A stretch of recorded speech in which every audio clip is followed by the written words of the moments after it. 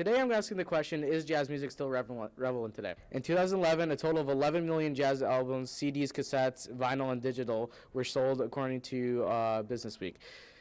This represents 2.8% of all music in that year. However, just a year later, in 2012, the percentage fell to 2.2%, before falling again to just 2% in 2014.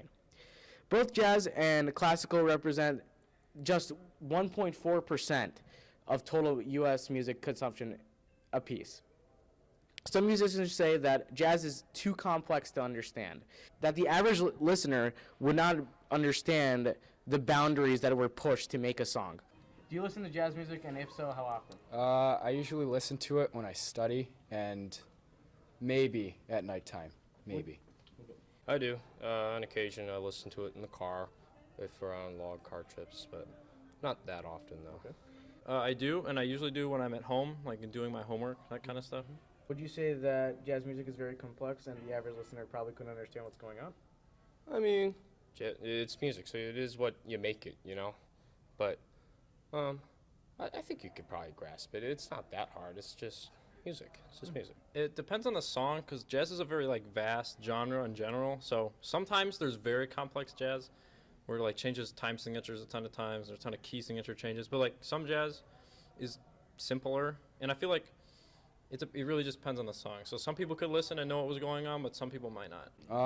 No, I wouldn't say that jazz music isn't complex. It's actually a simple type of music compared to classical. It's pretty simple. It's easier. And why do you think people don't listen to jazz as much? I feel like jazz is kind of trapped in the 20s, because that's when it was at its peak, you know?